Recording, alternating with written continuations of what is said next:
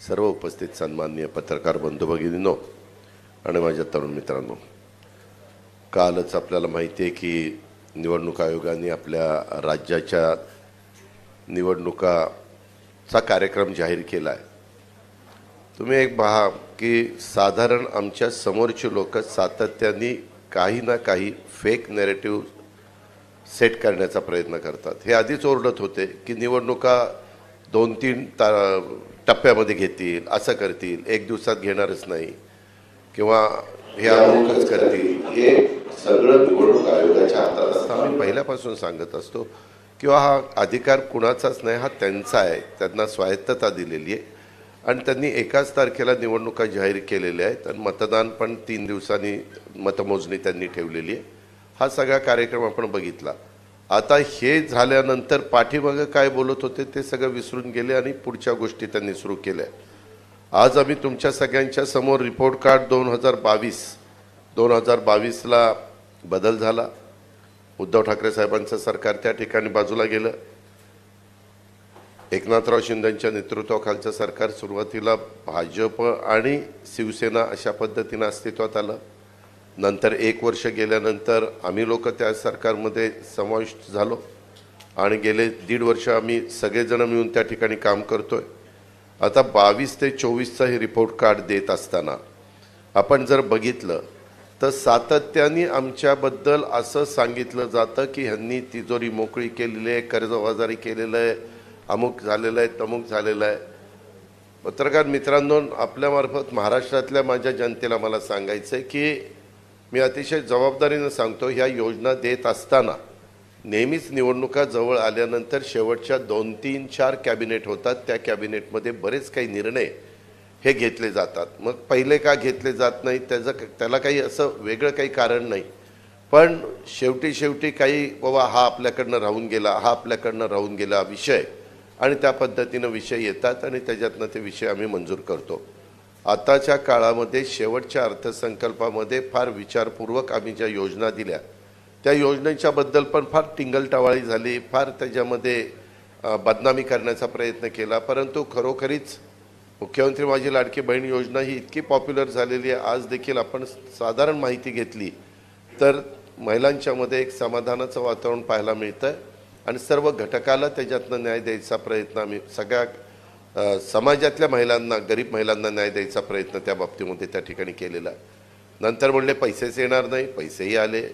नंतर म्हणले पैसे आलेत का खात्यात घ्या लवकर काढून, नाही तर परत जमा करतील। म्हणजे काहीही बोलायचं।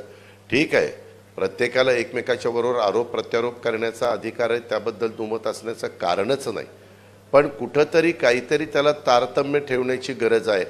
तशा पद्धतीनं कधीकधी काही जणांच्याकडनं निश्चितपणे ते तारतम्य पाळलं जात नाही।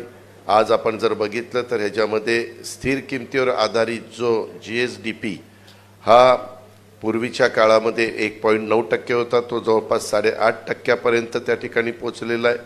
वाढ चांगल्या प्रकारची झालेली आहे। FDIमध्ये पण देशातील तुलनेत निश्चितपणे महाराष्ट्रामध्ये एक चांगल्या पद्धतीची गुंतवणूक झालेली आहे। त्यामध्ये पण सांगायचं नाही महाराष्ट्रात आता काहीच येत नाही, सगळं दुसरीकडे चाललं काहीतरी बोलायचं आणि आमच्या महाराष्ट्रातल्या जनतेच्या मध्ये गैरसमज निर्माण करायचा आणि त्याच्यातनं हे कुठंतरी तुलनात्मक समोर आल्यानंतर फार मोठं जर काढत बसलं तर लोक ते वाचत बसत नाही, मोठी पुस्तिका काढली तर। म्हणून हे रिपोर्ट कार्ड अतिशय सुटसुटीत अवघं 2 पानांचं काढण्याचा प्रयत्न हा महायुतीने त्या बाबतीमध्ये केलेला आहे आणि त्याच्यातनं मेजर ज्या गोष्टी आहेत त्या ठिकाणी सांगितलेल्या आहेत। आणि महायुतीनं आम्ही काम करत असताना सर्व घटकाला, मग त्याच्यामध्ये कष्टकरी असतील, त्याच्यामध्ये शेतकरी असतील, त्याच्यामध्ये युवा युवती असतील, त्याच्यामध्ये असा कुठलाही घटक त्याच्यापासून बाजूला आम्ही ठेवून दिलेला नाही आहे।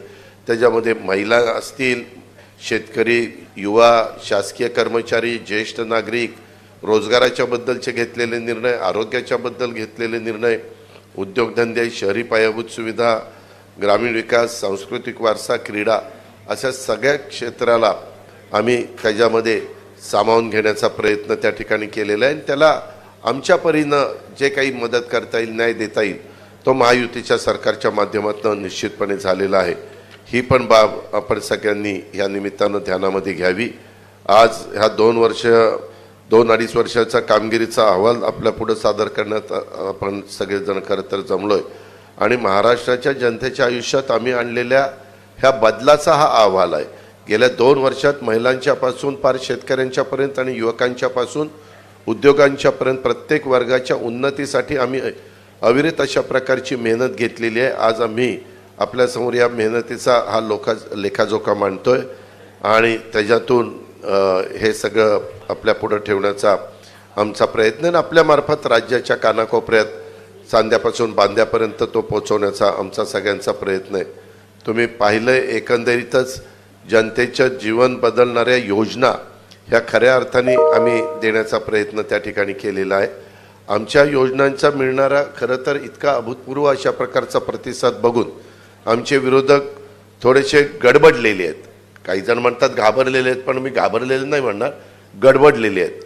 माझी लाडकी बहीण मुख्यमंत्री माझी लाडकी बहीण योजनेच्या यशामुळं ते त्या ठिकाणी गडबडून गेलेत. आम्ही जेव्हा ही योजना जाहीर केली तेव्हा या योजनेची अंमलबजावणी कधी होणारच नाही असं ते म्हणायचे. त्यानंतर आमच्यावर टीका केली की फॉर्म भरले जातील पण पैसेच देणार नाहीत. त्याच्यानंतर आज आता 2.5 कोटी मायमाऊलींच्या खात्यामध्ये पैसे 5 महिन्याचे मिळून प्रत्येकी 7,500 साधारण त्यांचे फॉर्म कधी आले त्या पद्धतीनं जमा झालेत. विरोधकांना आमच्या बहिणींच्या आयुष्यात होत असलेला सकारात्मक बदल हा पचनी पडत नसल्यामुळे आता ते सांगत आहेत की हे पैसे फक्त निवडणूक होईपर्यंत मिळतील. मी आपल्याला अतिशय जबाबदारीनं CM-DCMच्या साक्षीनं सांगतो की ह्यामध्ये तरतूद पहिल्यांदा केलेली होती 10,000 कोटीची, नंतर केली 35,000 कोटीची. अशा पद्धतीने टोटल 45,000 कोटीची वर्षभराची तरतूद त्यामध्ये त्या ठिकाणी केलेली आहे. आणि महाराष्ट्रातील माझ्या सर्व मायमाऊली बहिणींना मला खात्री द्यायची या निमित्तानं की योजना तात्पुरती नाही. निवडणुका येतील, निवडणुका जातील, हे तर 5 वर्षांनी ठरलेलेच आहे. पण हे तुमचे जे काही पैसे आहेत ते तुमचा अधिकार आहे, कोणी ते काढू घेऊ शकत नाही. खरं तर भविष्यात या योजनेच्या माध्यमातून दिल्या जाणाऱ्या मदतीत आणखी वाढ करण्याचा सुतोवाच हा मुख्यमंत्र्यांनी केलेला आहे. याचा आम्ही विचार करतोय. आम्ही ही योजना अतिशय विचारपूर्वक आणि भविष्याचा विचार करून मांडलेली आहे आणि त्यांची यशस्वीपणे अंमलबजावणी देखील आम्ही त्या ठिकाणी करतोय. अशा पद्धतीनं वीज माफीचा 3, 5, 7.5 ही योजना असेल. उलट मला ह्या निमित्ताने सांगायचं आहे, पूर्वी सुशीलकुमार शिंदे साहेबांचं सरकार असताना अशाच प्रकारे 2003 साली मोफत वीज देण्याची घोषणा केली, बिल दिलं आणि नंतर लगेच निवडणुका झाल्यानंतर ती योजना पद्धतशीरपणे बाजूला केली आणि बिलं द्यायला सुरुवात केलेली आहे. त्या गोष्टी होणार नाही. ह्या योजना निश्चितपणे पुढं वीज माफीची, माझी लाडकी बहीणची ह्या चालूच राहणार आहेत. हाही विश्वास आम्ही ह्या निमित्तानं महाराष्ट्राला, महाराष्ट्रातले सर्व माझ्या शेतकरी वर्गाला आणि माझ्या मायमाऊली बहिणींना देतो. तसंच युवा युवतींचा तो जो कार्यक्रम आहे तो देखील, अशा बऱ्याचशा आमच्या योजना आहेत. परंतु बाकीचे पण मान्यवर बोलणार आहेत. माझ्या सगळ्या सहकारी मित्रांना एवढंच सांगायचं आहे, तुम्हाला सांगायचं आहे की महायुती सरकार हे काम करणारं सरकार आहे. येत्या काळात आम्ही मागच्या 2-2.5 वर्षात केलेल्या कामाच्या जोरावर आमच्या कामाचं काम रिपोर्ट कार्ड जनतेसमोर देऊन त्यांची मतं आणि महाराष्ट्राचं उज्ज्वल भविष्य घडवण्यासाठी आशीर्वाद मागणार आहोत. ह्याकरता ही आजची पत्रकार परिषद बोलवण्यात आलेली आहे. धन्यवाद. नमस्कार. धन्यवाद दादा. सन्माननीय उपमुख्यमंत्री देवेंद्रजी फडणवीस साहेबांना विनंती करतो. माननीय मुख्यमंत्री महोदय, उपमुख्यमंत्री महोदय, माननीय आठवले साहेब, तटकरे साहेब, दरेकर साहेब, सदाभाऊ, प्रसादजी, निवडणुकीचा शंखनाद झालाय. अर्थात आमच्याकरता शंखनाद झालाय, काहींकरता ऐलान झालाय. पण आज या निमित्ताने आमच्या महायुती सरकारने 2-2.25 वर्षामध्ये जे काही कार्य केलेलं आहे त्याचं एक रिपोर्ट कार्ड आपल्यापुढे आम्ही ठेवतो आहोत. अर्थात हे संक्षिप्त रिपोर्ट कार्ड आहे, कारण आपल्याला ठळक बाबीच तुमच्यापर्यंत पोहोचवता येतील. सविस्तर त्यातला प्रत्येक मुद्दा आणि त्या त्या घटकांकरता केलेली कामं याची पुस्तिका आहे. त्याच्यामुळे ती काही आपल्यासमोर ठेवणं आम्हाला आत्ता संयुक्तिक वाटत नाही, ते आपल्यापर्यंत आम्ही पोचवू. एक महाराष्ट्राच्या जनतेच्या लक्षात आलं असेल, स्थगिती सरकार गेल्यानंतर गती आणि प्रगतीचं सरकार हे गेल्या 2-2.25 वर्षामध्ये महाराष्ट्राने बघितलेलं आहे. आणि ज्या वेगाने मुख्यमंत्री एकनाथरावजी शिंदे यांच्या नेतृत्वातील सरकारने या महाराष्ट्रामध्ये ट्रान्सफॉर्मेशनल, पूर्णपणे परिवर्तन करणाऱ्या अशा प्रकारच्या योजना आणल्या, या निश्चितपणे आमच्या कामाची गती आणि महाराष्ट्राची प्रगती या दोन्ही गोष्टी सांगणाऱ्या आहेत. खरं म्हणजे ज्याचा उल्लेख या ठिकाणी झाला की महाराष्ट्र हे पहिलं राज्य आहे की ज्या राज्याने शेती विजेकरता स्वतंत्र शेतकरी वीज कंपनी स्थापन केली. या कंपनीच्या अंतर्गत 14,000 मेगावॅट वीज निर्मितीचं काम सुरू केलं सोलरच्या माध्यमातून. आणि पुढच्या 15 ते 18 महिन्यामध्ये म्हणजे आत्तापर्यंत त्यातलं 1,500 मेगावॅट पूर्ण पण झालं.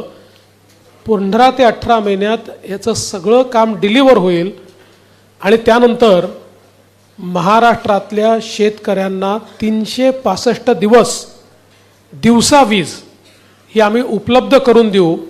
हा एक अत्यंत क्रांतिकारी निर्णय आणि काम, ही घोषणा नाही, याचं प्रत्यक्ष काम जमिनीवर आम्ही सुरू केलेलं आहे.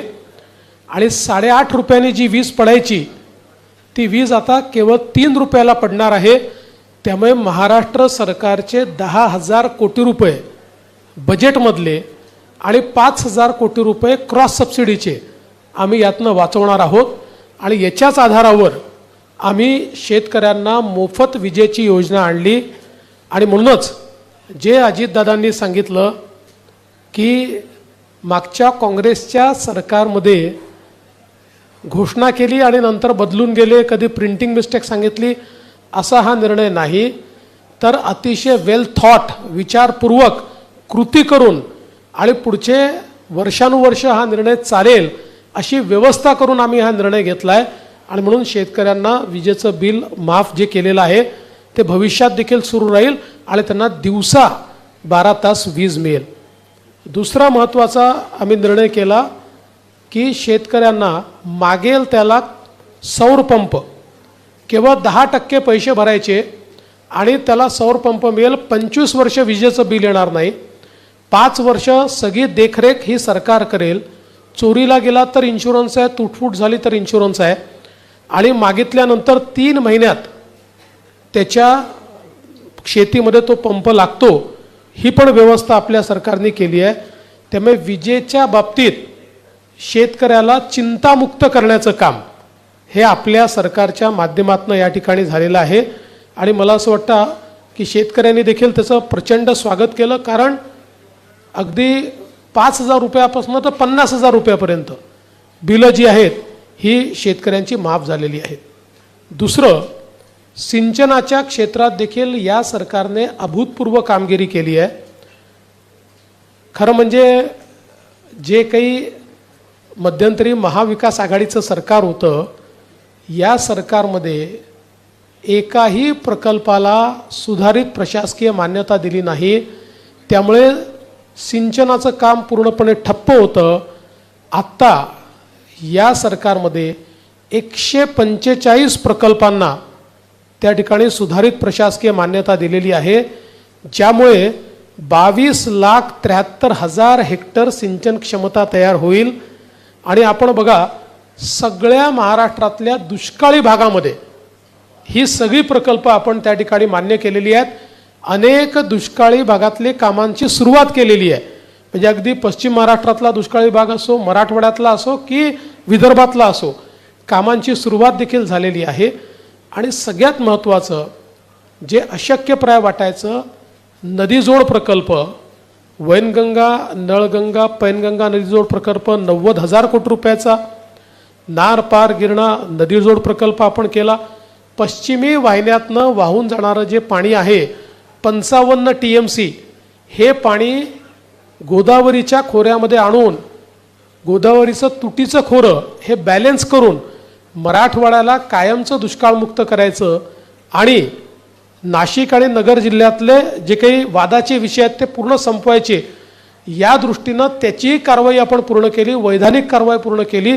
त्याच्याही संदर्भात सगळं त्याचं फर्स्ट स्टेजचं टेंडर आपण त्या ठिकाणी काढलेलं आहे.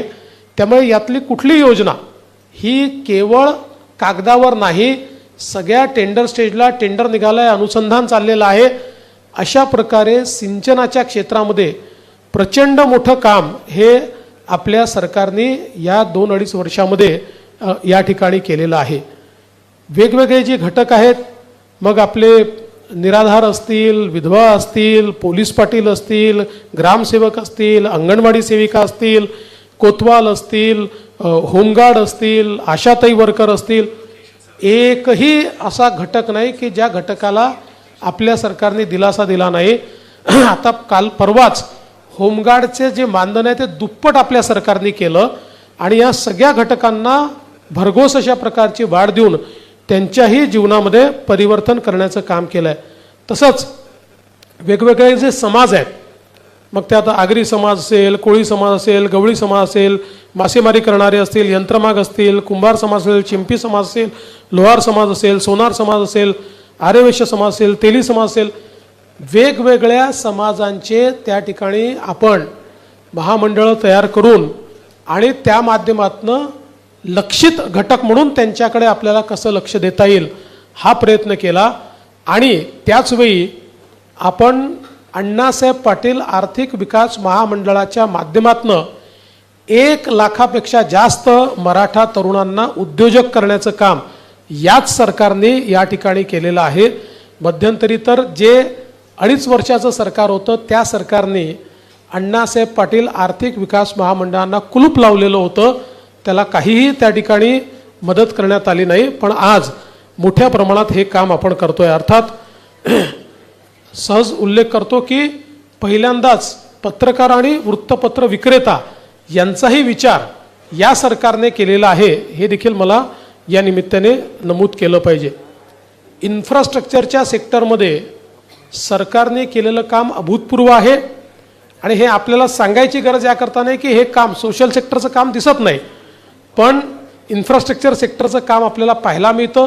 मग ते समृद्धी महामार्गाचं काम असो, ग्रामीण रस्त्यांचं काम असो, नवीन महामार्गांचं काम असो, की मुंबई आणि MMR रिजनमधलं वेगवेगळ्या प्रकारचं इन्फ्रा, ते माननीय मुख्यमंत्री सांगतील म्हणून मी त्याच्या डिटेलमध्ये जात नाही.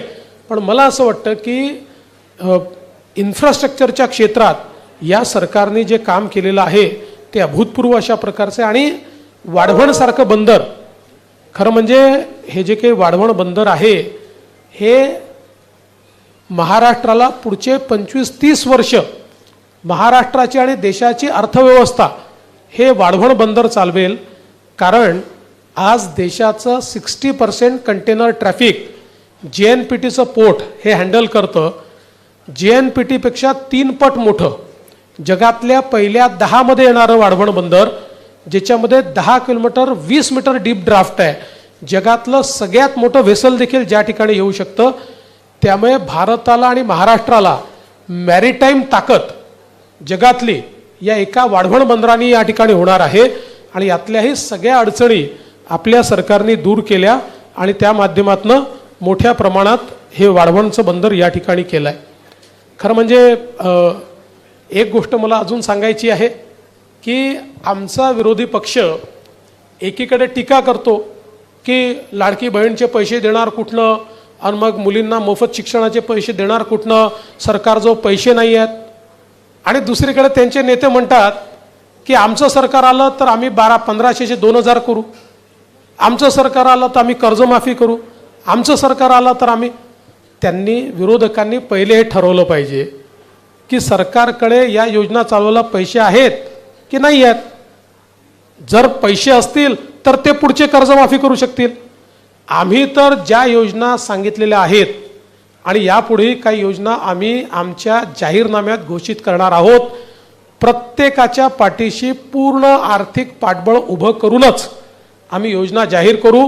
पण विरोधी पक्ष मात्र टोटली कन्फ्यूज दिसतोय. एकीकडे ते म्हणतात बजेटमध्ये पैसे नाही आणि दुसरीकडे ते नवनवीन योजना स्वतः मात्र घोषित करतात. तर मला असं वाटतं की एक प्रकारे त्यांचा पर्दाफाश हा या माध्यमातून निश्चितपणे होतोय.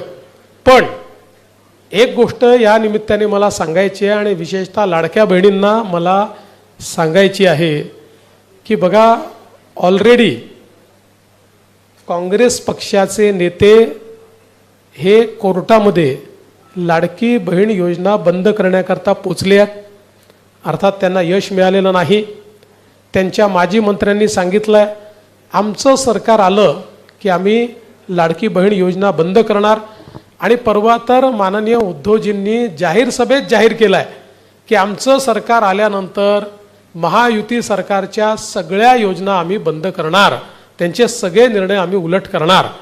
त्यामुळे मुळातच जसं 2.5 वर्ष आधीच्या महायुती सरकारचे सगळे निर्णय बंद करून महाराष्ट्राला कुलूप बंद करून यांनी ठेवलं होतं, तसंच पुन्हा स्थगिती सरकार आणून महाराष्ट्राला कुलूप बंद करण्याचा यांचा प्रयत्न आहे, जो कधी यशस्वी होणार नाही.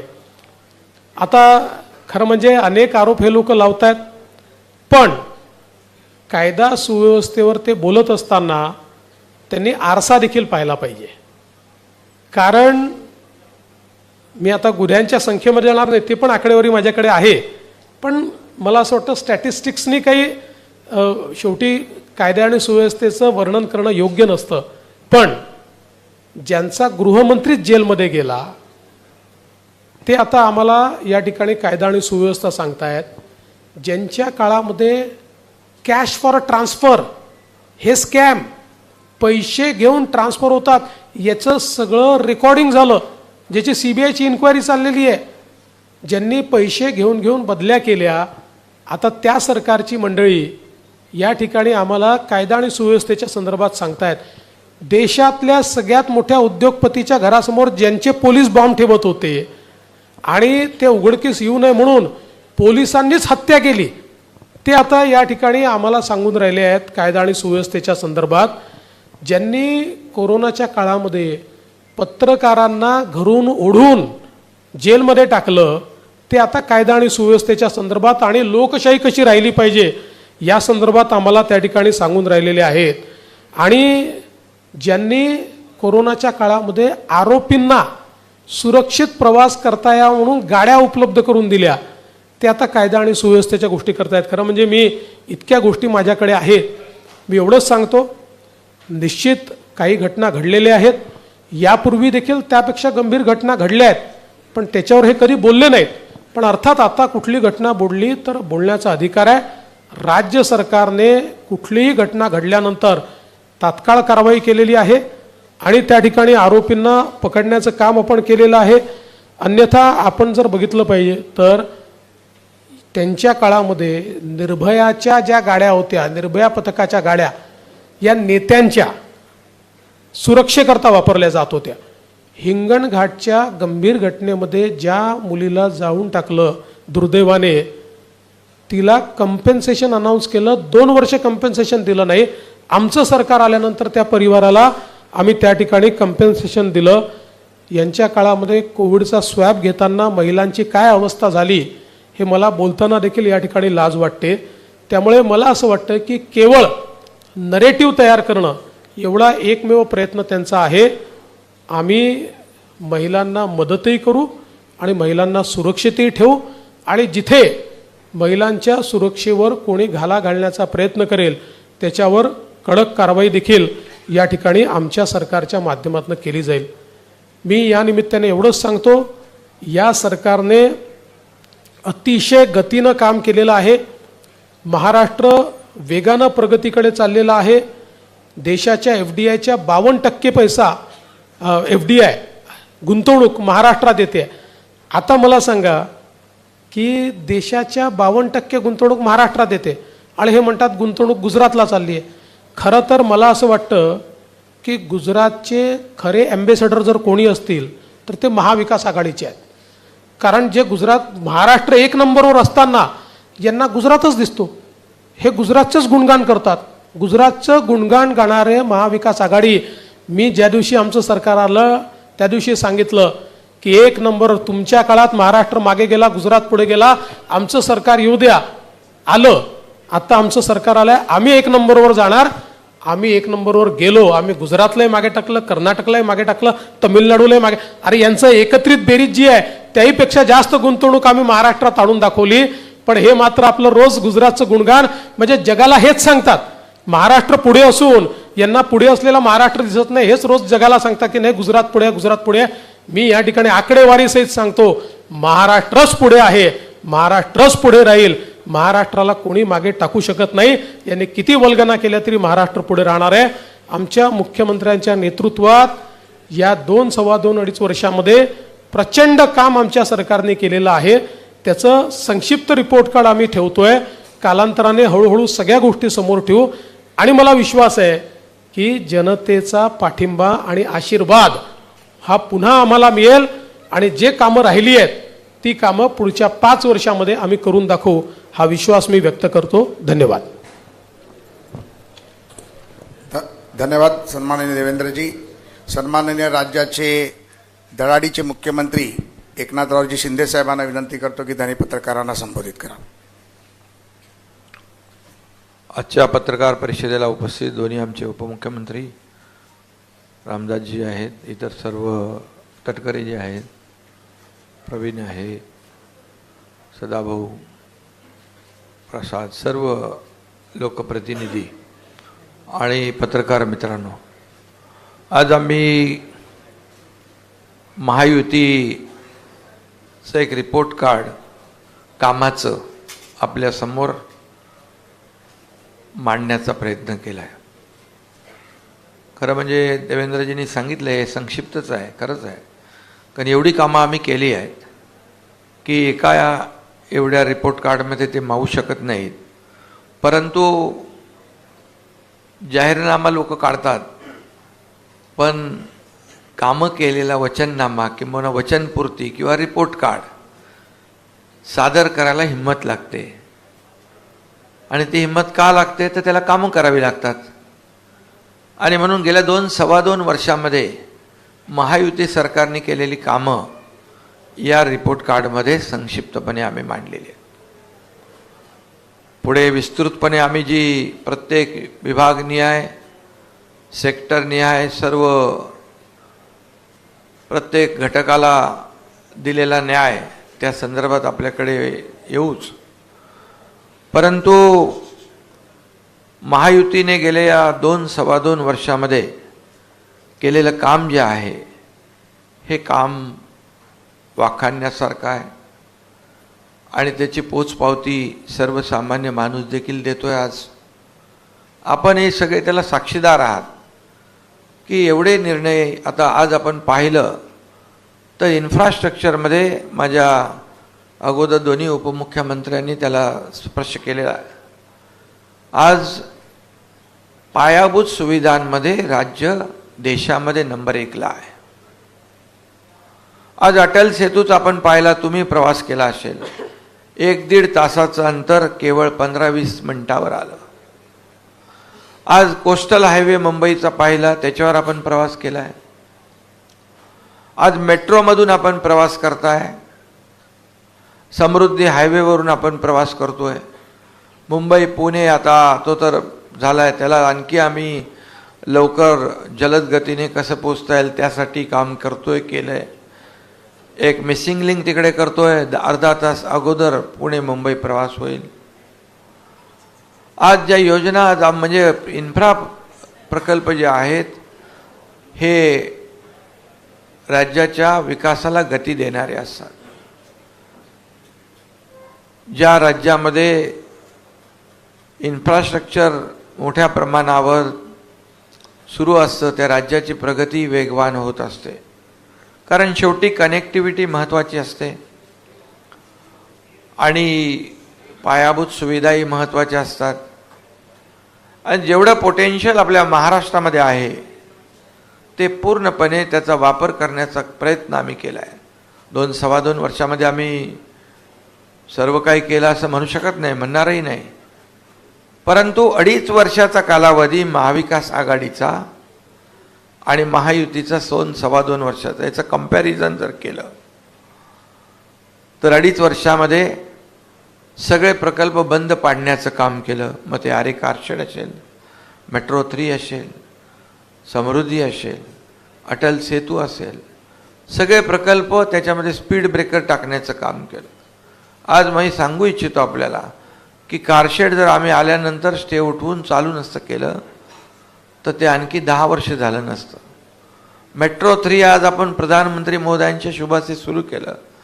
13 ते 15 लाख लोक प्रवास करतायत. ते मला सांगितलं होतं तुम्ही त्याला स्टे द्या, त्याची चौकशी लावा, ते बंद करा. आणि या कारशेड आणि मेट्रो 17,000 कोटी रुपये त्याच्यामुळे त्यांच्या बालहट्ट असेल किंवा अहंकार असेल यामुळे वाढले. नाही तर 17,000 कोटी रुपये आम्ही आता आमच्या लाडक्या बहिणींना आम्ही आणखी जादा पैसे देऊ शकलो असतो. हे दुर्दैव आहे. अँटी डेव्हलपमेंट विजन ठेवून काम करणारे लोक. महाविकास आघाडीने 2.5 वर्षामध्ये आज पायाभूत सुविधा, ठीक आहे, पायाभूत सुविधा सोडल्यानंतर आम्हाला ते म्हणतात की उद्योग गेले, उद्योग पळवले. जसं आता देवेंद्रजी म्हणाले गुजरात ते प्रसिद्धी तेच करतायत. अरे गुजरात आणि कर्नाटक तिसऱ्या नंबरला, पहिल्या नंबरला, दुसऱ्या नंबरला गेलं. आपण तिसऱ्या नंबरला होतो, पण जसं आमचं सरकार, महायुतीचं आपलं सरकार आलं, परत राज्य पहिल्या नंबरवर आलं. आज दावोसमध्ये 5 लाख कोटीचे करारनामे झाले. इथे गेल्या 2-3 महिन्यात 2 लाख कोटीचे करारनामे झाले. आणि नुसते करारनामे नाही, त्याचं एक्झिक्युशन आम्ही करतोय. त्यांच्या काळात काय झालं आपल्याला माहीत आहे. 80,000 कोटीचे दाखवले, नंतर कुठे गेले माहीत नाही. आणि हे सगळं जे आहे हे सगळं जनतेसमोर आहे. आणि आम्ही आज उद्योजकांना रेड कार्पेट दिलेलं आहे. त्यावेळेस कोणी विचारत नव्हतं, त्यामुळे उद्योजक जात होते. सहकार्य मिळणार नाही ही भावना त्यांची मनामध्ये निर्माण झाली. पण कुठलाही उद्योजक कुठेही अडचणीत आला तर आम्ही स्वतःहून त्याला ॲड्रेस करतो, त्याची तक्रार दूर करतो. आज या ठिकाणी जे उद्योग इंडस्ट्रीमध्ये जे काम केलं आहे, ज्या इंडस्ट्री आलेल्या आहेत त्या आणखी वाढवतं. अगदी गडचिरोलीपर्यंत इंडस्ट्री गेली आहे. म्हणजे इतर राज्यामध्ये ठीक आहे, इतर ठिकाणी, पण गडचिरोलीसारख्या नक्षलग्रस्त भागात, आदिवासी भागात देखील इंडस्ट्री पोहोचली. याचं त्यांना आता सुरक्षित वाटू लागलेलं आहे. मोठ्या प्रमाणावर नोकऱ्या होत आहेत, मोठ्या प्रमाणावर लोकांच्या हाताला काम मिळतं आहे. आज आम्ही हे सर्व करत असताना, उद्योग इकडे आणत असताना तुमच्या समोर आम्ही संपूर्णपणे चित्र उद्योगांचं या ठिकाणी ठेवायलाही तयार आहोत. कारण शेवटी हे इंडस्ट्री फ्रेंडली स्टेट झाले. आता लोक इकडे येऊ लागलेत, लोकांना सुरक्षित वाटू लागलेलं आहे. आणि म्हणून सेमी कंडक्टरसारखे प्लॅन नव्या मुंबईत सुरू होऊ लागले. जवळपास 80-90 हजार कोटीचे सेमी कंडक्टर आता काही दिवसात आपल्याकडे MOU होतोय. असे लाखो कोटी रुपयांचे प्रकल्प आपल्या राज्यात होत आहेत. जर उद्योग पळाले तर कोण राहिलं असतं? बरं, ज्याच्याबद्दल बोलतायत तो कुठं सुरू झाला, काय झाला, याचं तरी आम्हाला सांगा आता पता. परंतु खोटं बोलायचं पण रेटून बोलायचं, अशा प्रकारचं काम ते करतायत. एकीकडे विकास, सगळ्या डेव्हलपमेंटच्या मी प्रकल्पांबद्दल आपल्याला बोललोच नाही, त्याला वेळ खूप लागेल. एवढे प्रकल्प आम्ही केलेत. आज नवीन आम्ही प्रकल्प करतोय. ॲक्सेस कंट्रोल ग्रीड 5,000 किलोमीटरचं करतोय. मुंबई गोवा, मुंबई सिंधुदुर्ग ग्रीनफील्ड रस्ता करतोय. अनेक रस्ते जे आहेत राज्यामध्ये कुठूनही कुठे जाताना, जसं नागपूर मुंबई देवेंद्रजींच्या काळात सुरू झाला, 18 तास 20 तास लागत होते, आज 6 ते 7 तासावर येत आहेत. अशाच प्रकारचं कुठल्याही कोपऱ्यातून कुठल्याही कोपऱ्यात राज्यात जायचं 6 ते 7 तासापेक्षा जास्त अंतर प्रवासाला लागता कामा नये. अशा प्रकारचं आम्ही ॲक्सेस कंट्रोल ग्रीड डोळ्यासमोर आहे. त्याचबरोबर एकीकडे विकास, एकीकडे उद्योग, दुसरीकडे कल्याणकारी योजना. आज कल्याणकारी योजना जर आपण पाहिल्या तर त्याच्यामुळे तर त्यांच्या पायाखालची वाळू घसरली आहे, बिथरलेली आहे. त्यांचं अवसान गळालेलं आहे आणि त्यांनी एक प्रकारे पराभव त्यांना डोळ्यासमोर दिसू लागला आहे. कारण म्हणून काही ना काही उलटसुलट आरोप करू लागलेत. ते काय त्यांनी एक कुठलं पुस्तिका नाही ते काय फिल्म काढले एक ह्याच्यावर, तर त्याच्यामध्ये जेवढं काय काय सांगितलं ते सगळं खोटं आहे. अरे एक तरी काहीतरी खरं सांगा त्याच्यामध्ये. आणि तो शुद्धीमध्ये होता त्याने बनवलेली तो माहीत नाही मला. आणि कधी ते म्हणजे कधी कोणाचं वाचतो, कधी वाचतो, काय वाचतो आणि काही बोलायला लागले. काय कुणाचा काही संबंध नाही. त्या दिवशी भाषणामध्ये गाईचाच संबंध मराठी भाषेबरोबर जोडला. अरे काय चाललंय. एवढे बिथरून गेलेत, एवढे सगळे गोंधळलेले आहेत. अशा परिस्थितीमध्ये कसं काय होणार. आणि म्हणून आम्ही ते सीएम करतायत. आम्ही लोकांसाठी काम काम काम. आणि म्हणून या ठिकाणी एवढंच मी सांगतो की आम्ही टीम म्हणून काम करतोय. राज्यातला सर्वसामान्य माणूस, कॉमन मॅन, त्याच्या आयुष्यात बदल झाला पाहिजे, त्याच्या जीवनामध्ये बदल झाला पाहिजे. तो कॉमन मॅन न राहता तो सुपरमॅन झाला पाहिजे. आणि ह्यांना स्वतःलाच सुपरमॅन व्हायचं. अरे पण किती होणार. 1 2 3 4 5 किती एकदा ते ठरवा. आणि म्हणून आमच्या सर्वसामान्य माणसाला, कॉमन मॅनला आम्हाला ताकद द्यायची आहे. म्हणून तर आम्ही मुख्यमंत्री माझी लाडकी बहीण योजना आम्ही सुरू केली. 1,500 रुपये त्याची टिंगल केली. ते म्हणाले भीक देता काय, विकत घेता काय, लाच देता काय. कोर्टामध्ये गेले. कोर्टाने इकडून पळवलं त्यांना मुंबईतून. आता तुमच्या नागपूरमध्ये गेलेत. वलपड्डी का पलपड्डीवर तो वडपल्लीवर. अरे सुनील केदारचा माणूस, काँग्रेसचा माणूस, इथं जो गेला होता तो पण महाविकास आघाडीचा माणूस. म्हणजे कोर्टात जाता तुम्ही. योजना एवढी जेलसी, एवढी पोटदुखी. कारण मुख्यमंत्री लाडकी बहीण योजना सुपरहिट झालेली आहे. आता सगळ्या बहिणी 2,30,00,000 2,50,00,000 आमचं टार्गेट होतं. 2,30,00,000 लाडक्या बहिणींच्या खात्यात पैसे गेले. फक्त गेले नाही तर आम्हाला माहीत होतं आचारसंहिता काहीतरी अजून हे विरोधक आडवा आणतील म्हणून ऑक्टोबरमध्येच आम्ही नोव्हेंबरचे पैसे देऊन टाकले. म्हणजे देण्याची आमची नियत आहे, नीती आहे. आमचं स्वच्छ जो काय देण्याचा उद्देश आहे तो स्वच्छ आहे. आणि म्हणून लाडकी बहीण झाली, लेक लाडकी लखपती झाली. त्याचबरोबर मुलींना उच्च शिक्षण, डॉक्टर, इंजिनियर, वकील बनायचं आहे. कधी नव्हता निर्णय, तो आम्ही घेतला. आज ज्येष्ठांना 3,000 रुपये डीबीटी डायरेक्ट त्यांच्या खात्यात आम्ही देण्याचा निर्णय घेतला. मुख्यमंत्री तीर्थदर्शन योजना, गाड्या जाऊ लागल्या. ट्रेन भरून भरून ज्येष्ठ लोक यात्रा करू लागले. आणि हे सगळं करत असताना आम्ही एकच लक्षात, बळीराजा वीज बिल माफ योजना सगळ्यात महत्त्वाची योजना. 7.5 HP मोटर पंपाने शेती करणाऱ्या शेतकऱ्यांना वीज बिल माफ केलं. शेतकरी हा अन्नदाता आहे. आमच्या तिजोरीवर सगळ्यात पहिला अधिकार बळीराजाचा आहे, शेतकऱ्याचा आहे. आणि म्हणून त्याच्यासाठी आम्ही योजना केल्या. 6,000 रुपये केंद्र सरकार, मोदी साहेब, 6,000 रुपये आपलं सरकार, 12,000 रुपये वर्षाला त्यांच्या खात्यात. 1 रुपयात पीक विमा योजना देणारं देशातलं पहिलं राज्य आहे. मागेल त्याला सोलर, मागेल त्याला शेततळं. ही योजना आता वीज बिल माफ योजना आम्ही केली आहे. शेतकऱ्यांना जवळपास नुकसान भरपाईपोटी 16,000 कोटीचं वाटप झालं.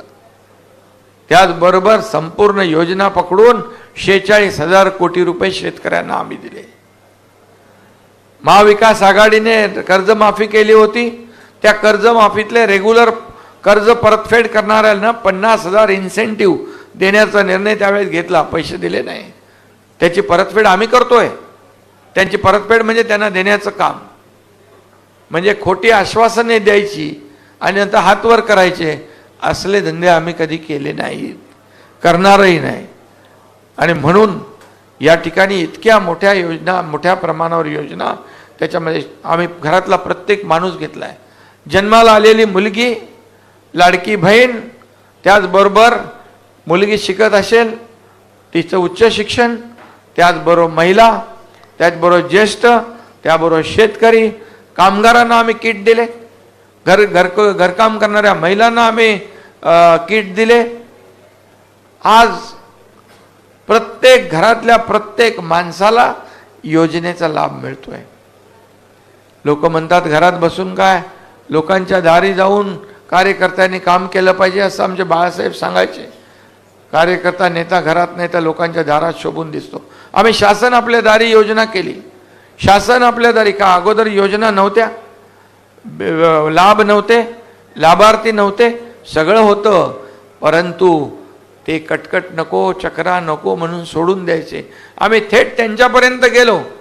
जसे मुख्यमंत्री माझी लाडकी बहीण योजना आम्ही जातो तसं शासन आपल्या दारी गेलो.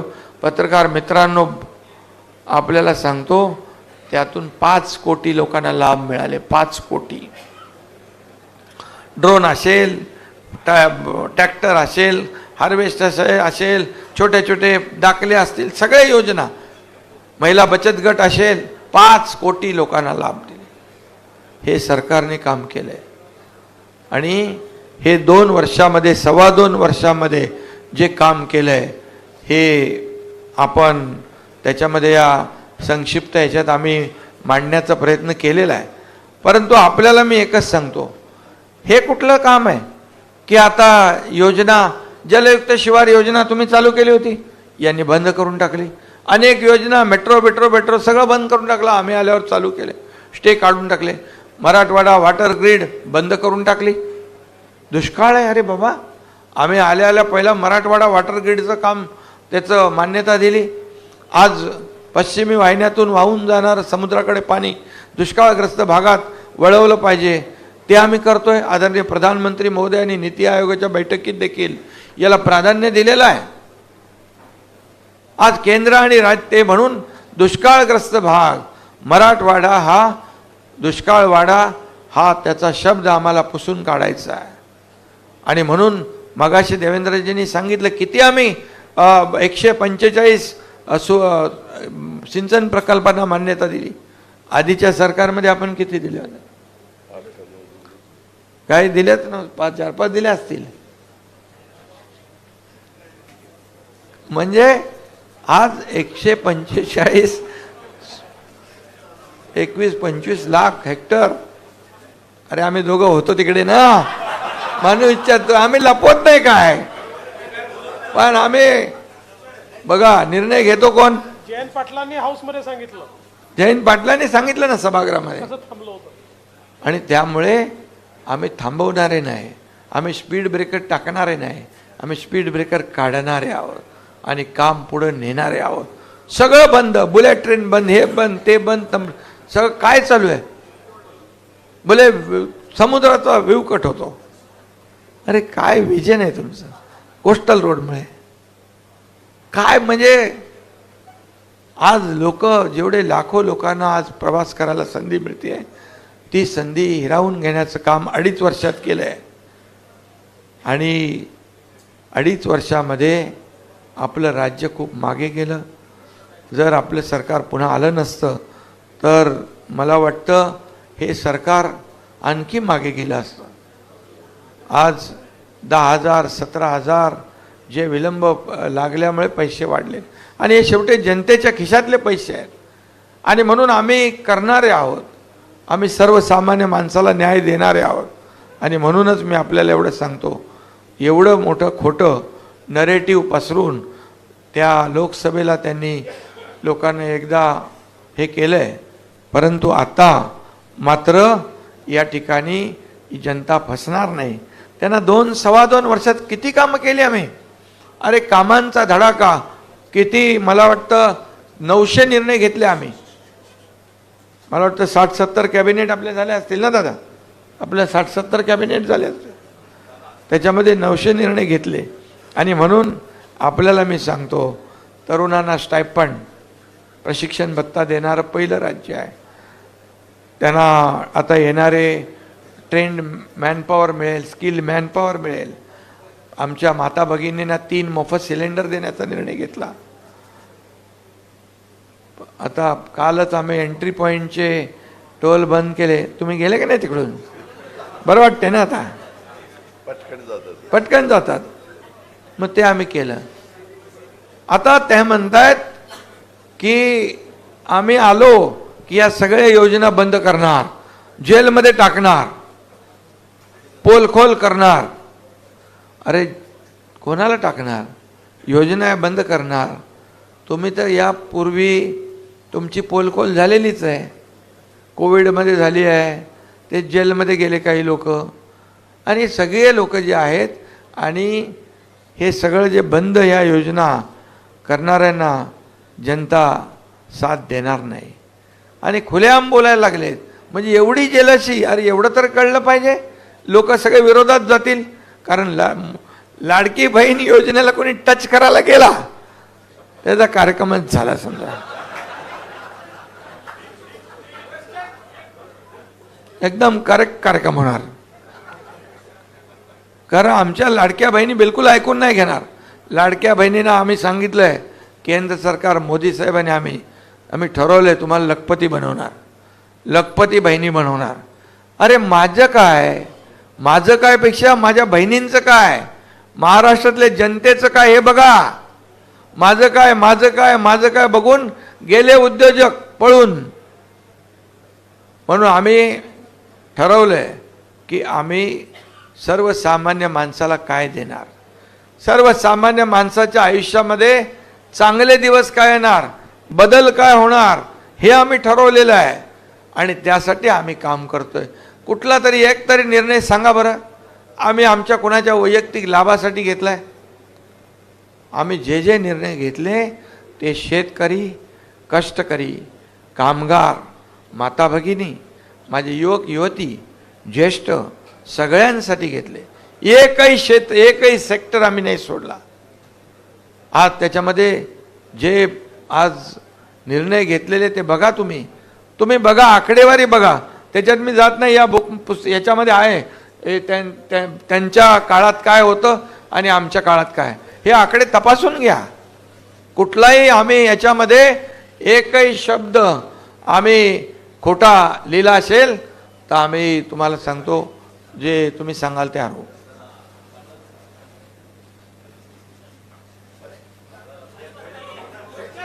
बघा, तुम्ही पण वाचून घ्या पहिले. आणि याच्यामध्ये सगळे आकडेवारी आहेत. म्हणजे संक्षिप्त आहे, पण ही आकडेवारी आम्ही जी दिले, महाविकास आघाडी सरकारमध्ये केलेली कामं, झालेलं काम, ह्या महाविकास आघाडीमध्ये झालेलं काम आणि महायुतीमध्ये झालेलं काम याचं कंपॅरिझन करा, तुलना करा. आणि मग होऊ द्या दूध का दूध, पाणी का पाणी. आम्ही जनतेच्या दरबारामध्ये जायला तयार आहोत. आणि त्यामुळे कमी कालावधीमध्ये, तुम्हाला नंतर बोलायला देतो, कमी कालावधीमध्ये सर्वात अधिक, ताई आमची लाडकी बहीण आहे ना, लाडक्या बहिणीला देऊ टाईम. तर कमी कालावधीत आम्ही जास्तीचं काम केलेलं आहे, हे छाती ठोकपणे आम्ही सांगतो. आणि हे राज्याची बदनामी करतायत. अरे देशाची बदनामी तर एक जण करतोय तिकडे जाऊन विदेशामध्ये, प्रधानमंत्र्यांची करतोय, देशाची करतोय, पण हे लोक तर राज्याची बदनामी करतायत. आपल्या राज्याबद्दल आपल्याला अभिमान असला पाहिजे, पूर्ण अभिमान असला पाहिजे. विरोधी पक्षाने विरोध करावा, आरोप करावा, परंतु केवळ विरोधाला विरोध नाही. चांगलं काम असेल त्याला चांगलं म्हटलं पाहिजे. शेवटी तुम्ही जे आम्ही लाडकी बहीण योजना आम्ही चांगली केली, लोकांनी स्वीकारली. लाडका भाऊ योजना आम्ही चांगली केली, लोकांनी स्वीकारली. शेतकरी, लाडका शेतकरी आम्ही केलाय. अरे काल परवा तर लाडका आमचा प्रवासी पण केलाय. तर ह्या लोकांच्या विरोधात तुम्ही जेवढं बोलाल तेवढं तुम्ही खड्ड्यामध्ये जाल. हे पण एवढं साधं त्यांना कळत नाही. काही लोकांनी सुपारी घेतले, महाविकास आघाडीतल्याच लोकांनी खड्ड्यात घालण्याचं, त्यांना त्यांचं लकलाभ. पण आम्ही त्यांच्यावर जात नाही. आम्ही काम करू. आणि आपल्याला मी सांगतो, काम करायचं आहे, या राज्यासाठी काम करायचं आहे. आणि भविष्यात देखील महायुती सरकार एवढ्या प्रचंड कामाच्या जोरावर रात्रंदिवस आम्ही काम करतोय. तुम्हीच सांगा, मी असेल, देवेंद्रजी आहेत, अजितदादा आहेत, सांगा किती लोक आम्हाला भेटतात? दिवसातून हजारो लोक भेटतात. पूर्वीची परिस्थिती बघा, कोण वर्षाला जात होतं, कुणाला वर्षाचे दरवाजे उघडे होते, काय होतं, किती लोक भेटत होते? अरे याचा तरी विचार जनता नक्की करते. जनताच बोलते हे चालतं बोलतं सरकार आहे. हे कुठं? अरे मुख्यमंत्री सहायता निधीमध्ये तुम्ही 2-3 कोटी रुपये देता आणि आम्ही 350 कोटी दिले. हे कुणाचे पैसे आहेत? हे जनतेचे पैसे आहेत. त्याचा जीव वाचवला पाहिजे. आला कोणी की लगेच आम्ही सही करतो. तुमचं तर पेन पण काढत नव्हते, पेन ठेवतच नव्हते. त्यामुळे असं बघा, मला कोणावरही टीका करायची नाही.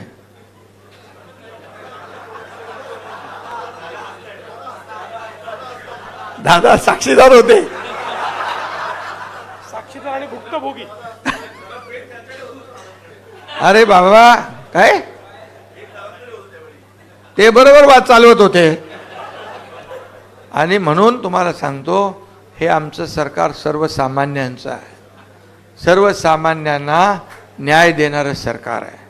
आणि म्हणून आम्ही जे काम केलेलं आहे याची पोचपावती येणाऱ्या निवडणुकीमध्ये महायुतीला जनता दिल्याशिवाय राहणार नाही, एवढाच विश्वास मी या ठिकाणी व्यक्त करतो. आणि यानंतर तुम्हाला सांगतो की रिपोर्ट कार्ड देणारं हे आमचं पहिलं सरकार आहे.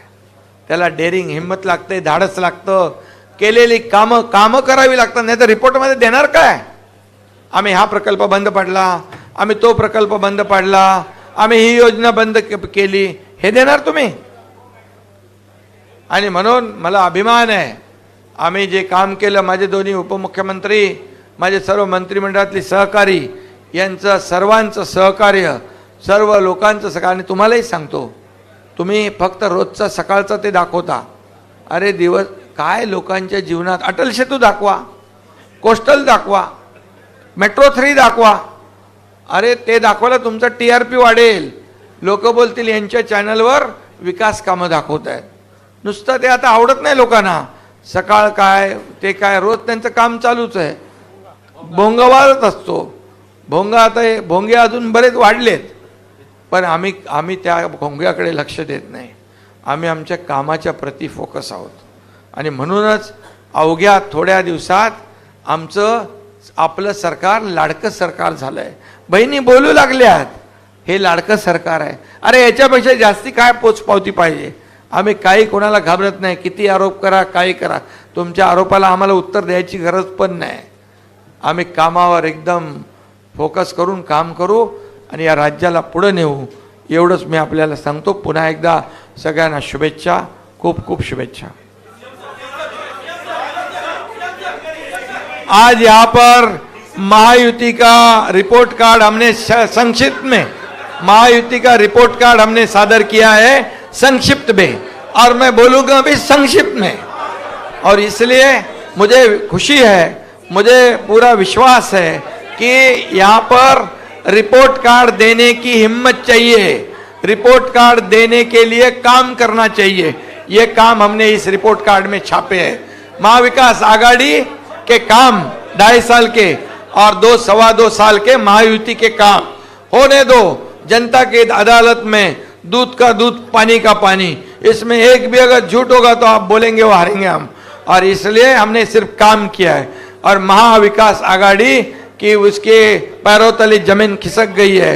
लाडली बहन, किसान योजना, ये सब योजना में नहीं जाता हूं, लेकिन ये योजना हम बंद करेंगे ऐसा विपक्ष बोल रहा है, तो उनको मुंह तोड़ जवाब ये हमारी जनता, मेरी लाडली बहना, लाडले भाई, लाडले किसान, ये सब अच्छा उनको बराबर उसका मुंह तोड़ जवाब देंगे.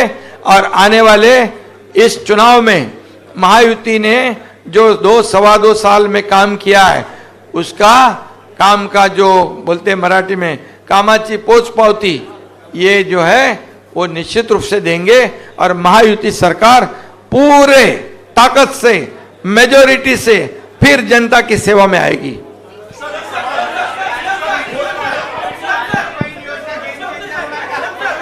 जरा एक गेम चेंजर झालेली आहे. लाडली बहीण योजना गेम चेंजर झालेली आहे.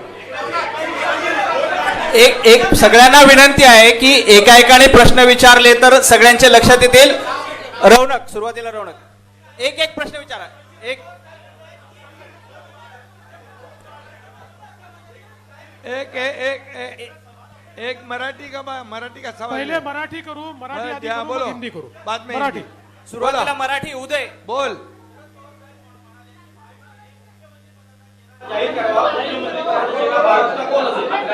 त्यांना माहित आहे की त्यांचा मुख्यमंत्री होणार नाही, त्यामुळे पहिले तर हे लक्षात ठेवा, सत्ता पक्षाला चिंता नाही, मुख्यमंत्री स्वतः बसलेले आहे. त्यांना विचारा, तुमचा चेहरा तर सांगा, एकदा चेहरा सांगा तुमचा. मी पवार साहेबांना आव्हान करतो, पवार साहेब तुमचा मुख्यमंत्री पदाचा चेहरा कोण, थोडं सांगा.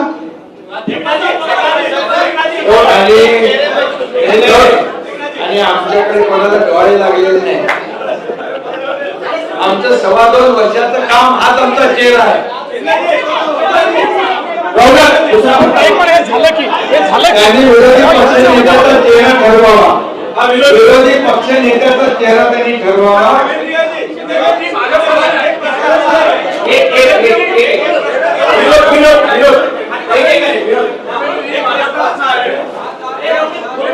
हा इलेक्शन जे आहे 50 वर्सेस ऐलान असं होणार आहे.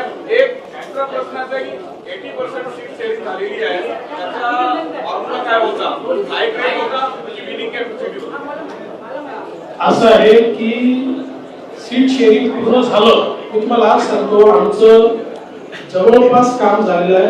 अंतिम टप्पा म्हणजे अगदी अंतिम टप्प्यात होता. मी अगदी बोटावर मोजण्या इतक्या जागा आमच्या पत्रातलेल्या आहेत. आणि याच्यामध्ये आम्ही साधारणपणे कुठल्या पक्षाचा कुठे जोर आहे, कुठे 3 पक्ष मिळून कुठला उमेदवार निवडू शकतो, कोणाकडे चांगला उमेदवार आहे, अशा सगळ्या गोष्टीचा विचार करून सीट शेअरिंग करतोय. फॉर्म्युला हा मध्ये सांगताय, ज्या दिवशी पूर्ण होईल त्या दिवशी कोणाला किती जागा मिळाल्या हे देखील सांगू आणि त्याचा पाठीमागचा फॉर्म्युला देतो. उदय सर एक मिनिट. उदय सर बोलत आहे.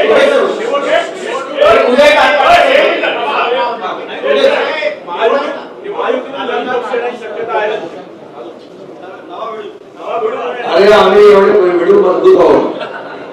एकनाथजी, प्रश्न असा आहे की निवडणूक आचारसंहिता लागली, आता महाविकास आघाडीसोबत मराठा समाजाचं मोठं नेतृत्व आहे असं मानलं जातं. महायुतीला सगळ्यात मोठा चॅलेंज म्हणजे आता म्हणून जरांगे पाटील आहे. जरांगे पाटीलने असं म्हटलं आहे की निर्णय झाला नाही तर आम्हाला वेगळा निर्णय घ्यावा लागेल. ही सगळ्यात मोठी अडचण तुम्हाला निर्माण या ठिकाणी पाहायला मिळते. हे बघा, आम्ही जे बोलतो ते करतो. मी स्वतः मराठा समाजाला आरक्षण देणार सरकार, ओबीसी समाजाला इतर कुठल्याही समाजाला धक्का न लावता मराठा समाजाला आरक्षण देणार. वर दसरा मेळावा शिवाजी महाराजांच्या पायाची शपथ घेतली. आम्ही ताबडतोब असेंब्ली बोलवली, अधिवेशन बोलवलं, 10% आरक्षण दिलं. अरे ते आरक्षण रद्द करायला कोण गेले बघा जरा, कोण पिटिशनर आहे. आम्ही टिकवलंय, ते टिकवलं. यापूर्वी आरक्षण देवेंद्रजींनी दिलं होतं, ते घालवलं कोणी? आताच्या महाविकास आघाडीने. सुप्रीम कोर्टामध्ये जे सगळं तिथे मांडायला पाहिजे होतं, पुरावे द्यायला पाहिजे, अपयशी ठरले. आणि आता जे आम्ही दिलंय ते पण रद्द करण्यासाठी आटापिटा चालू आहे. दुसरी गोष्ट, कधी मराठवाड्यात कुणबी प्रमाणपत्र मिळत नव्हते. जस्टिस शिंदे कमिटी आम्ही गठीत केली, त्यांना आता कुणबी प्रमाणपत्र मिळू लागले. इतके वर्ष ज्यांच्या हातात संधी होती, सत्ता होती, त्यांनी मराठा समाजाला आरक्षण दिलं नाही. फक्त मराठा समाजाचा वापर मतांसाठी केला. आणि मग ते मी जाऊ इच्छित आहे 1994ला काय झालं आणि काय त्याच्यात मी जात नाही. पण मी एवढंच सांगतो, मनोज जरांगे पाटील हे मराठा समाजासाठी न्याय मिळवण्यासाठी रस्त्यावर उतरले. पण त्यांनी हा विचार केला पाहिजे की महायुतीने काय काय दिलंय. सारथी दिलंय, अण्णासाहेब पाटील आर्थिक विकास महामंडळ, 1 लाख तरुणांना उद्योजक बनवलं.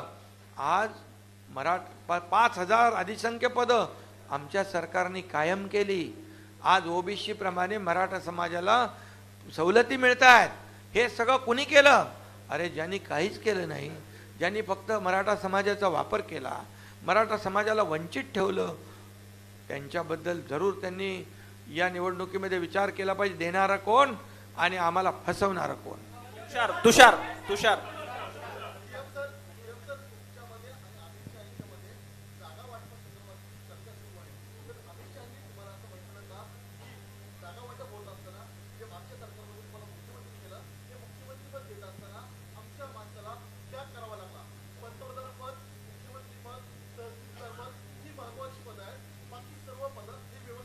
असं तुम्ही ऐकलं का कुठं? तुम्ही त्या बैठकीत होते का? अरे बाबा,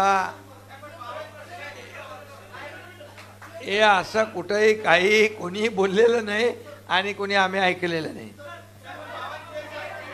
हिंदी- या ए- एक मिनिट, बैठकीमध्ये आमच्याशिवाय दुसरा कोणी नाही आणि तुम्ही त्याच्यावर बातम्या करताय, म्हणजे मला तर आश्चर्यच वाटतं. टेबल न्यूज आहे, टेबल न्यूज 100% पुढे असं कुठेही बोलणं नाही, काही म्हटलेलं नाही. तुम्ही आमच्यामध्येच हिंदी प्रश्न घेऊ. अभिषेक अभिषेक तुम्ही ताई यांचं काय, यांचं बोलू दे एकदा. हा बोला.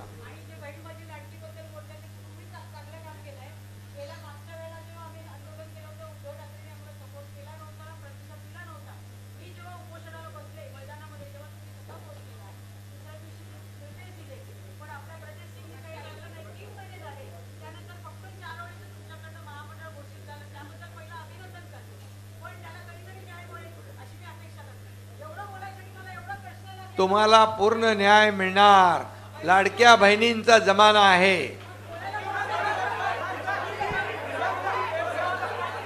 अभिषेक अभिषेक अभिषेक अभिषेक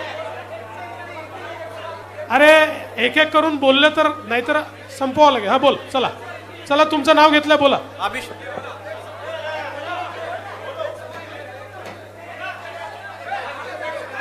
बाकीचे शांत राहिले तर प्रश्न कळेल आणि लवकर आपण करू शकू. अभिषेक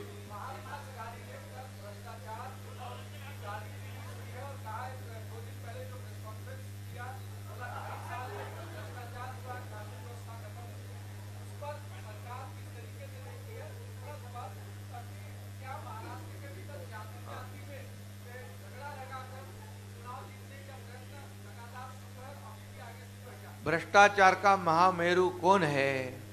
कोविड में खिचड़ी चोरी किसने की? कोविड में कफन चोरी किसने की? कोविड में कोविड सेंटर में घोटाला किसने किया? अरे पेशेंट भी नहीं, डॉक्टर भी नहीं, उसके पैसे निकाले, वो तो जेल के अंदर गए, और कई लोगों ने पैसे लिए चेक से, वो जेल के अंदर जाएंगे. भ्रष्टाचार में गृह मंत्री खुद जेल में जाते हैं. एक उद्योगपति के घर के नीचे बम लगाते हैं पुलिस, एक आदमी का मर्डर करते हैं, एक जो जिसने गाना बनाया खड्डे पे उसको जेल में डालते हैं, नारायण राणे केंद्रीय मंत्री को जेल में डालते हैं. ये हनुमान सुनेगा कि नहीं? हनुमान चालीसा बोलने वाले वो नवनीत राणा और कौन रवि राणा, वो जेल में 40 दिन डाला. अरे ये भ्रष्टाचारी, ये इतने गुनहगार लोग हैं. तुम्हारे अर्नब गोस्वामी को डाल दिया था, तुम्हारे एक मराठी पत्रकार को, राहुल कुलकर्णी. अरे इसका तो थोड़ा ये करके जाओ, उनको ठोको जरा. क्या यार ऐसे क्या?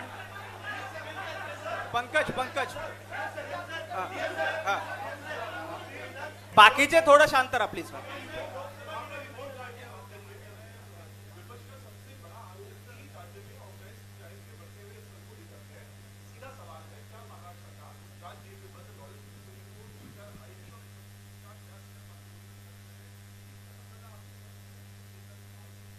पहली बात तो यह है कि आरोपी कोई भी जो निष्पन्न होगा उसके ऊपर कार्रवाई होगी. आप जिस केस की बात कर रहे हो, इसमें जो हमारी इंक्वायरी चल रही है उसमें 4-5 एंगल सामने आ रहे हैं. उनमें से जो एंगल इतना होगा उसके ऊपर पुलिस काम करेगी और उस बारे में पुलिस ही आपको ब्रीफिंग देगी.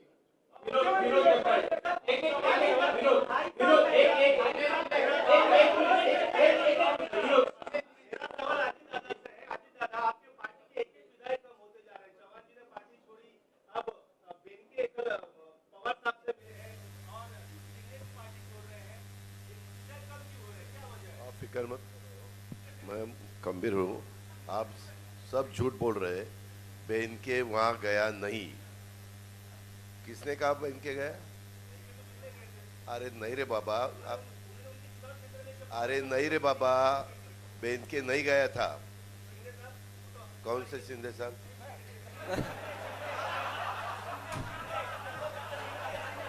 हाँ, ये देखो, मेरे यहाँ मेरे पास जितने विधायक है, मैं जाता नहीं, आते मेरे उसमें को से मिलने। सुनो, उसमें से कोई विधायक को मैं टिकट नहीं देने वाला। उनको मैंने बताया है, मेरे यहाँ से उसको टिकट नहीं मिलता है, उसके लिए वो वहाँ जा रहे हैं। और जिसको मैं टिकट देने वाला हूँ वो मेरे साथ रहे। आपको कोई विनोद, जो लोग वहां से यहाँ आते हैं उनका बारे में पूछता नहीं। हाँ, इतना टोल माफ कर दिया, सब माफ कर दिया, पत्रकारों का मंडल बनाया तो चला मयुरेश, शेवटचा प्रश्न मयुरेश।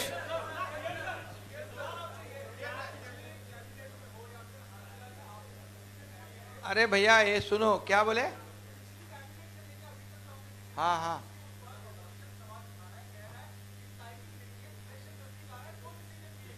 देखो क्या है, जब से हमारी सरकार बन गई तब से उनका आक्षेप चालू है। सरकार गिरेगी, गलत डिसीजन ले रहे, सरकार गिरेगी, घटना बाह्य सरकार है। करते करते करते करते हमारी सरकार मजबूत होते गई। आज 900 निर्णय हमने लिए हैं, ये जनता के हित में निर्णय लिए हैं। देखो, कोई भी निर्णय लेना क्या तुरंत एक दिन में नहीं होता है, उसके लिए पूरा तैयारी करना पड़ता है, नियोजन करना पड़ता है, पैसे का व्यवस्था करना पड़ता है, प्रिपरेशन करना पड़ता है। इसलिए हमने जो भी अभी लेक लाड़की लखपति योजना जब की, तभी क्या चुनाव था क्या? एसटी में 50% सवलत दिया, तभी क्या चुनाव था क्या? किसानों को 6,000 रुपए हमने दिया सालाना, तभी क्या चुनाव था क्या? ऐसा नहीं है। हम ये सब निर्णय हमने बराबर क्या क्या लेना है उसकी तैयारी करनी पड़ती है, और आखिर में तो थोड़ा तो झटका तो देना पड़ता है कि नहीं? वो दिया, हम टोल नाका बढ़ाए। नहीं, एक इसमें मुझे एक और चीज ध्यान में लाकर देनी है। मैं वापिस बोलता हूं कि उन्होंने आईना देखना चाहिए, क्योंकि पिछली जो महाविकास आघाड़ी की सरकार थी, उस सरकार में सरकार माइनॉरिटी में आने के बाद, और जब राज्यपाल जी ने पत्र दिया था कि आप मेजॉरिटी दिखाओ, तब कैबिनेट लेकर निर्णय लिए। तो इसलिए जरा गिरेबान में अपने झांक कर देखो, हम तो लेजिटिमेट है, हमको हर रोज निर्णय लेने का अधिकार है। तभी तो उनके पास मेजोरिटी नहीं थी, मेजोरिटी नहीं थी, वो माइनॉरिटी में थे, फिर भी उन्होंने निर्णय लिया। और वो तुरंत हम आने के बाद, सरकार में आने के बाद, बनने के बाद हमने उसको अधिकृत ढंग से कर दिया। अरे मैं क्या बोलता हूँ, उनकी सुनो, हरियाणा का चुनाव जब तक नहीं हो रहा था तब तक बहुत डांस कर रहे थे, जलेबी बांट रहे थे, पेड़ा बांट रहे थे, लड्डू बांट रहे थे, डोल फोड़ रहे थे। जैसे हरियाणा का डोल फुट गया, अभी जमीन पे आए वो लोग। शेवटचा प्रश्न विनायक शेवटचा बोला, प्रश्न। धन्यवाद, थँक्यू सर्वांचे मनापासून आभार। या ठिकाणी देखील जिलेबीची व्यवस्था बाहेर केलेली आहे। सर्वांचे मनापासून आभार। बोलो खूप धन्यवाद। अरे बोलो, सर्वांचे आभार। बोलो याला बोलू देणार रे, बोला सर्वांनी ऐका ना,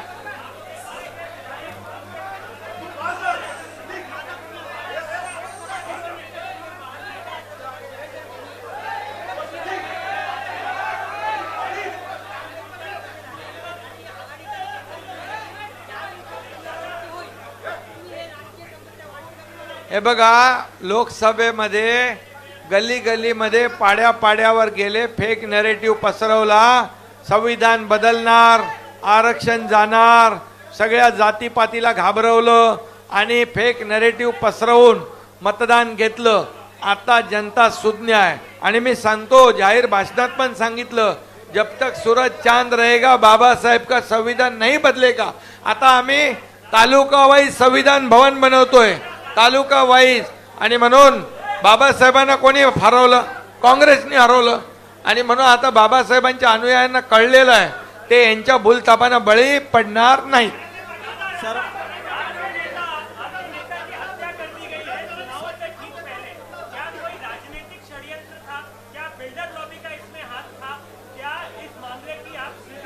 उसकी इंक्वायरी चालू है. मैं रोज उसके बारे में क्या क्या इंक्वायरी आगे जा रही है वो मैं भी देखता हूँ, सीएम साहब भी देखते हैं और हम पर्सनली सब DCM देख भी रहे हैं. देखते हैं. धन्यवाद, आभारी आहे खूप खूप.